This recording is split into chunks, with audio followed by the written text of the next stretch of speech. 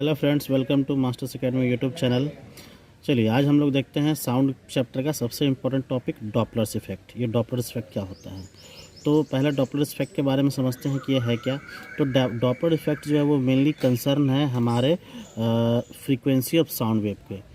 For example, जैसे कि अगर आप किसी सड़क पे खड़े हैं और कोई कार जो है वो दूर से आ रहा है, तो दूर से आ रहा है, एक कार दूर से आ रहा है और एक कार वहीं पे खड़ा है।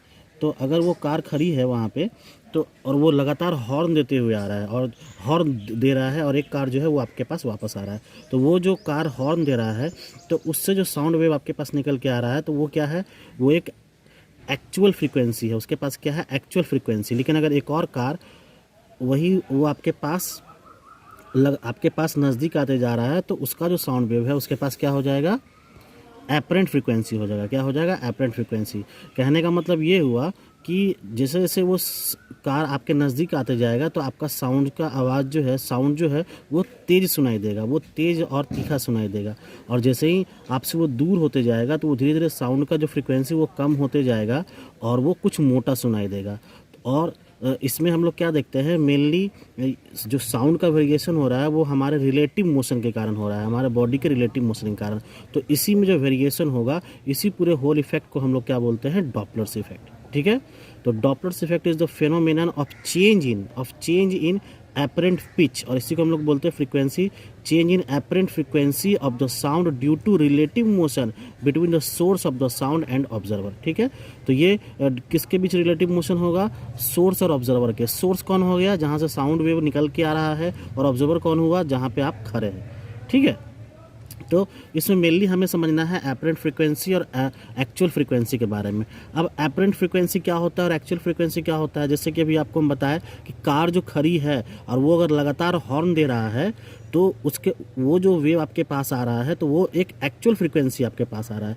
लेकिन अगर वही कार आपके पास धीरे धीरे आ रहा है, कार हो या फिर अगर आप किसी प्लेटफॉर्म पे खड़े हो, कोई ट्रेन दूर में खड़ी है, वो जो साउंड दे रहा है वो एक्चुअल साउंड दे रहा है, और वही धीरे धीरे अगर आपके पास करीब आते जाए या फिर आपसे दूर होते जाए, और वो जो साउंड वेव है वो क्या है, वो एक एपरेंट फ्रीक्वेंसी है। ठीक है, तो इसी के बारे में हमें जानना है इस पूरे ही टॉपिक में। तो एपरेंट फ्रीक्वेंसी के बारे में समझते हैं। It is the word which starts with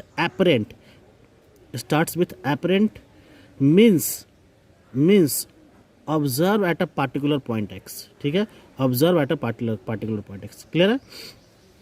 अब देखिए नोट करके, Doppler's effect also holds for electromagnetic waves. और ये जो डॉपलर्स इफेक्ट है ये इलेक्ट्रोमैग्नेटिक वेव में भी इस्तेमाल होता है।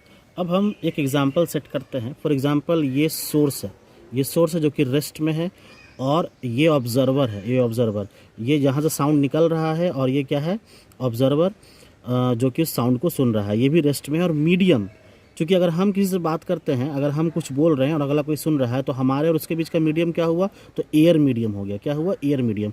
तो ये मीडियम क्या है, वो भी रेस्ट में है। ठीक है, तो इस सोर्स से जो साउंड वेव निकल रहा है, मान लीजिए उसका वेलोसिटी है v, उसका वेलोसिटी क्या है, v, और let us suppose the wavelength of the sound wave is lambda. मान लेते हैं कि उसका जो वेवलेंथ है वो लेमडा है, और फ्रीक्वेंसी f, फ्रीक्वेंसी क्या है, f। तो फ्रीक्वेंसी बराबर क्या होता है, वेलोसिटी अपॉन वेवलेंथ। फ्रीक्वेंसी बराबर क्या होता है, वेलोसिटी अपॉन वेवलेंथ। तो वेलोसिटी ऑफ साउंड क्या है, v, और वेवलेंथ कितना है, लेमडा।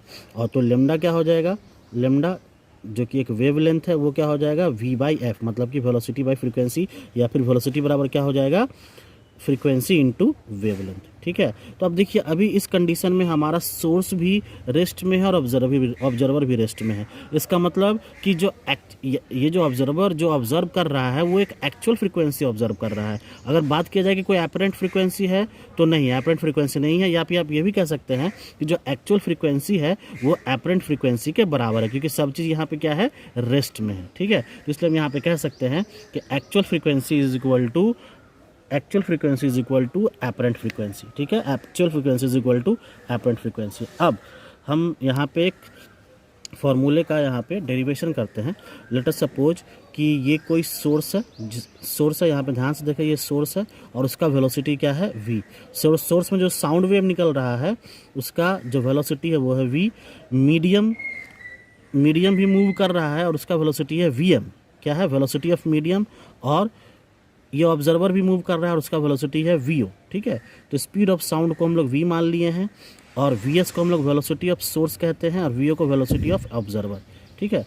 तो speed of sound with medium, तो हमारा speed of sound with medium कितना हो जाएगा, क्योंकि मीडियम भी मूव कर रहा है और स्पीड ऑफ साउंड भी मूव कर रहा है, तो v प्लस वी एम। तो speed of sound with medium कितना हो जाएगा, v प्लस वी एम, मतलब कि velocity of sound plus velocity of medium. अब speed of sound with respect to source, with respect to source क्या हो जाएगा, तो v plus V M minus V S, V plus V M minus V S, मतलब कि velocity of sound plus velocity of medium minus velocity of source. ये क्या है, speed of sound with respect to source. अब speed of sound with respect to observer कितना हो जाएगा, तो velocity of sound plus velocity of medium minus velocity of observer, ठीक है। तो ये क्या है हमारा speed of sound with respect to observer.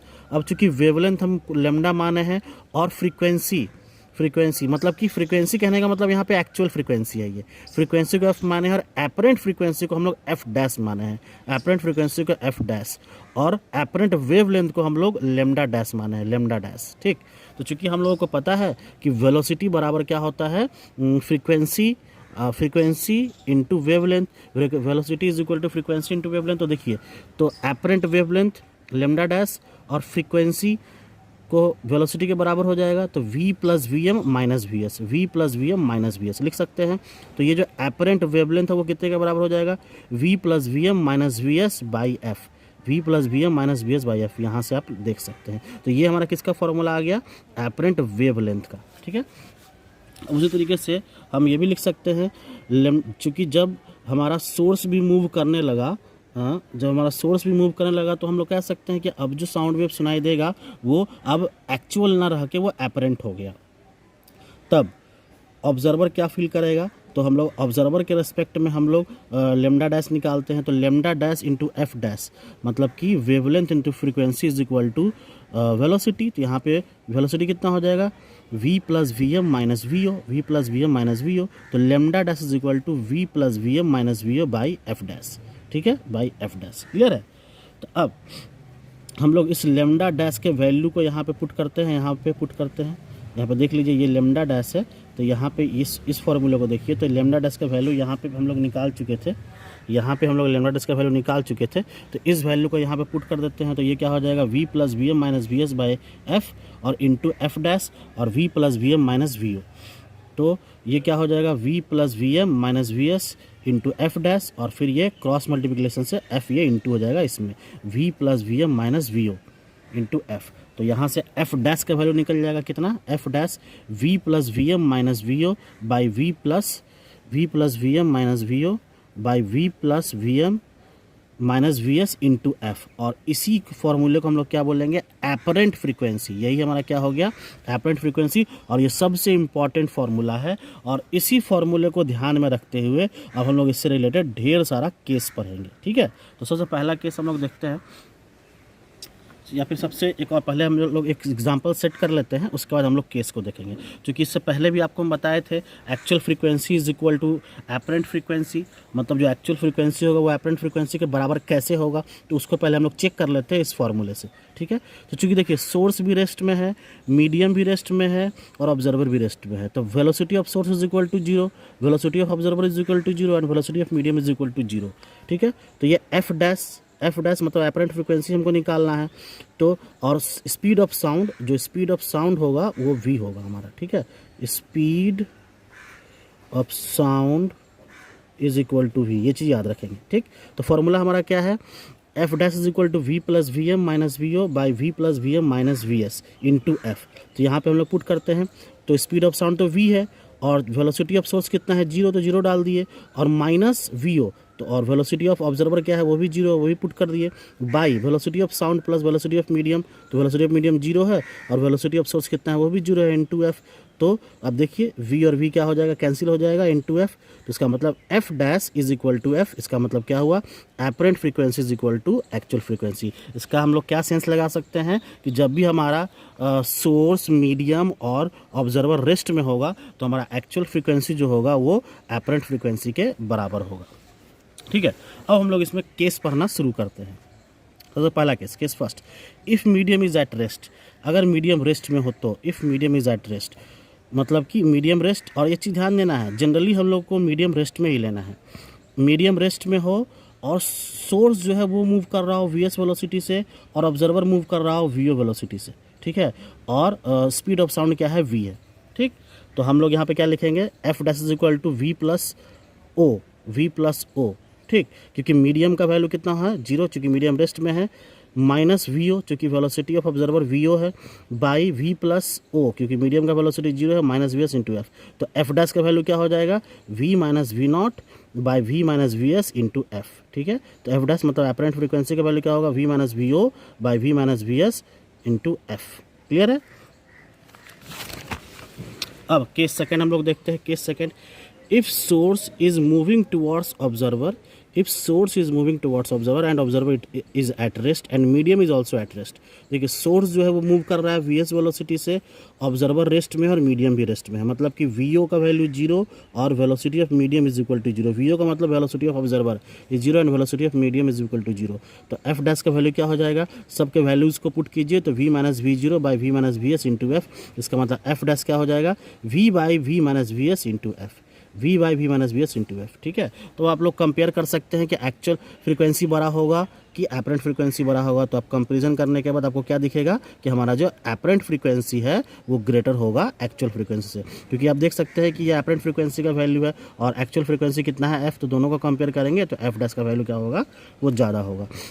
अब third case, if source is moving away from the observer, अगर सोर्स जो है वो ऑब्जर्वर से दूर जा रहा है, ऑब्जर्वर से दूर जा रहा है, देखिए सोर्स दूर जा रहा है वी एस वेलोसिटी से, ऑब्जर्वर रेस्ट में है और मीडियम भी रेस्ट में है। तो ऑब्जर्वर रेस्ट में है, मीडियम रेस्ट में है, तो वैल्यू पुट करेंगे F dash V minus zero by V minus minus V S. देखिए माइनस क्यों लिखे हैं, क्योंकि ये उल्टा डायरेक्शन में, अपोजिट डायरेक्शन में जा रहा है। ये जो लाइन ऑफ एक्शन है, ये जो लाइन ऑफ एक्शन है, देखिए ये क्या हुआ, this is our line of action. तो अगर इसके अपोजिट जाएगा तो नेगेटिव और इस डायरेक्शन में जाएगा तो पॉजिटिव। तो चूंकि ये इस डायरेक्शन में जा रहा है तो नेगेटिव, तो ये क्या हो जाएगा माइनस वी एस। तो F dash is equal to V by V plus V S into F. इसका मतलब कि एफ डैश क्या होगा, वो छोटा होगा और एफ क्या होगा, वो बड़ा होगा। मतलब कि एपरेंट फ्रीक्वेंसी छोटा होगा और एक्चुअल फ्रीक्वेंसी क्या होगा, बड़ा होगा। कब, when source is moving away from the observer and medium and observer is at rest. अब केस 4 देखते हैं। If observer is moving towards source and source is in rest, अगर ऑब्जर्वर जो है वो सोर्स के तरफ जा रहा है और अगर ऑब्जर्वर वो सोर्स की तरफ जा रहा है और सोर्स जो है वो रेस्ट में है, ठीक है। देखिए सोर्स जो है वो रेस्ट में है, ऑब्जर्वर सोर्स की तरफ जा रहा है और मीडियम रेस्ट में है, तो velocity of source 0 and velocity of medium is equal to 0, ठीक। तो इस तरीके से एफ डैश, तो v minus V naught, V minus V naught, यहाँ पे आप देख सकते हैं in fact v minus minus V naught होगा, ठीक है। माइनस वी नॉट क्यों, क्योंकि ये उल्टा डायरेक्शन में जा रहा है, तो minus V naught by V minus zero into F. तो वी एफ डैश का वैल्यू क्या हो जाएगा, v plus V naught by V plus V O by V into F. तो यहाँ पे आप देख सकते हैं जो हमारा एपरेंट फ्रीक्वेंसी है वो बड़ा होगा एक्चुअल फ्रीक्वेंसी से, ठीक है। तो इस तरीके से केस 5 देखते हैं। Case 5, if source is at rest and observer is moving away from the source, source rest में है, ऑब्जर्वर दूर जा रहा है सोर्स से और मीडियम रेस्ट में है, ठीक है। तो वी एस का वैल्यू 0 हो जाएगा, वी एम का वैल्यू 0 हो जाएगा। हम उसी फॉर्मूले पे पुट करेंगे, F dash is equal to V minus V O by V minus V zero और into F, F dash is equal to V minus V O by V into F. इसका मतलब F dash is smaller than F, मतलब कि हमारा जो apparent frequency है वो छोटा होगा एक्चुअल फ्रीक्वेंसी से, ठीक है। केस 6 देखते हैं।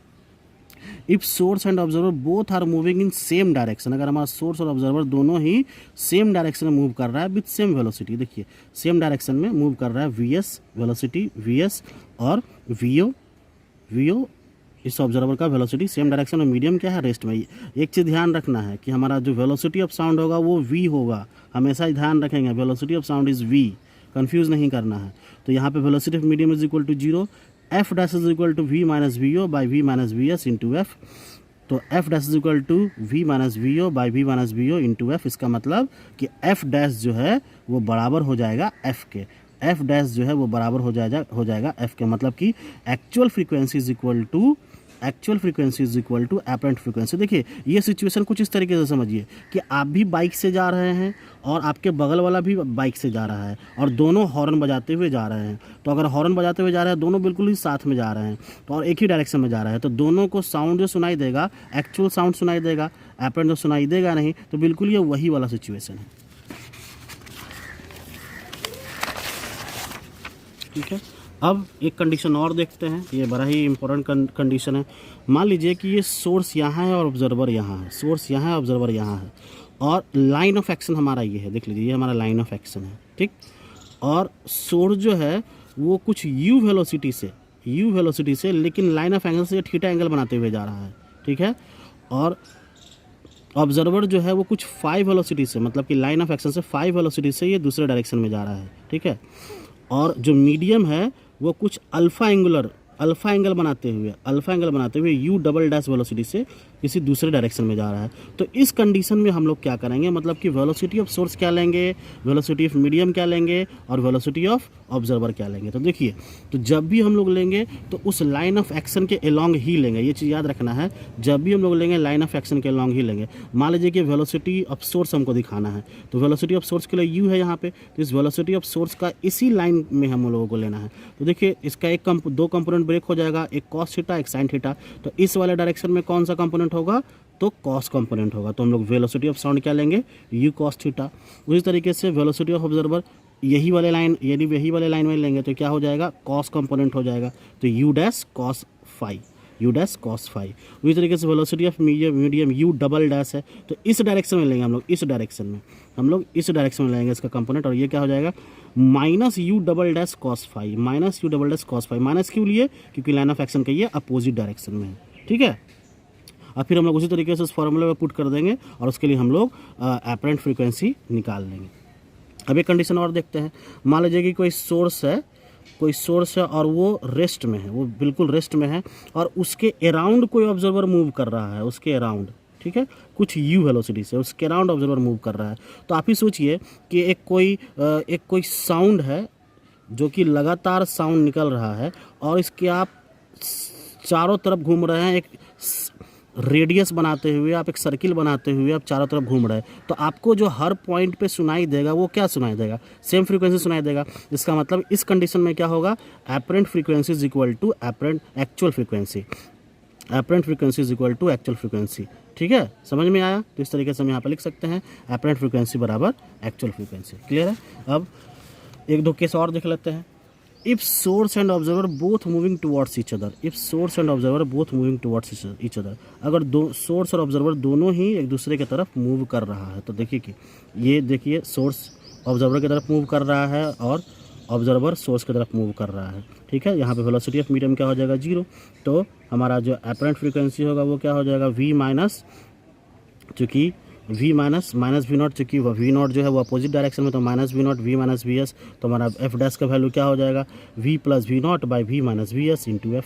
ठीक है, क्लियर है। और तो यहाँ पे आप देख सकते हैं कि हमारा जो एपरेंट फ्रीक्वेंसी है वो एक्चुअल फ्रीक्वेंसी से बड़ा हो जाएगा। ठीक है, एपरेंट फ्रीक्वेंसी जो है एक्चुअल फ्रीक्वेंसी से बड़ा हो जाएगा। ठीक है, क्लियर।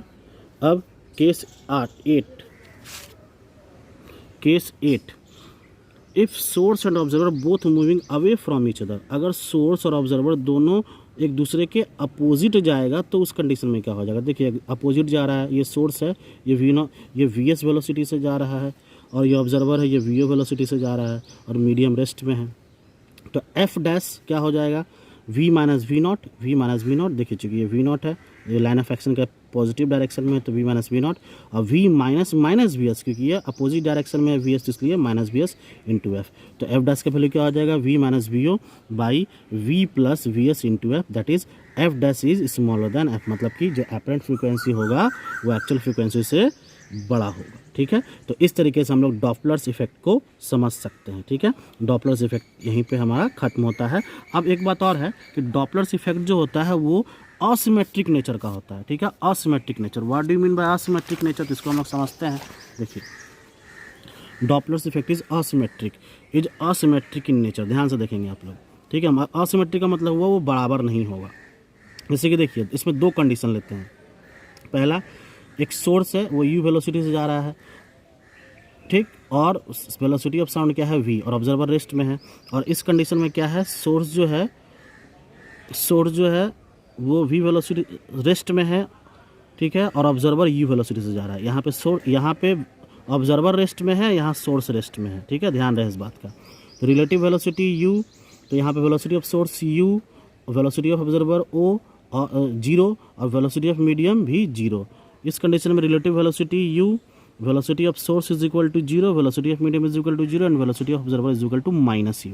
तो एपरेंट फ्रीक्वेंसी एफ डैश हमको निकालना है, तो ये कितना हो जाएगा, v minus 0 by v minus U into F dash is equal to v by v minus U into F. अब इसमें क्या हो जाएगा, एफ डबल डैश, इस वाले केस को हम लोग एपरेंट फ्रीक्वेंसी कह सकते हैं एफ डबल डैश। तो एफ डबल डैश क्या हो जाएगा, v minus U by v into F. तो F double dash is equal to v plus U by v into F. तो आप देखिए यहाँ पे जो एफ डैश है that is not equal to F double dash, जो कि ये बताता है कि हमारा जो डॉपलर्स इफेक्ट है वो असिमेट्रिक नेचर का होगा, ठीक है, वो क्या होगा, असिमेट्रिक नेचर का। क्लियर है, ठीक।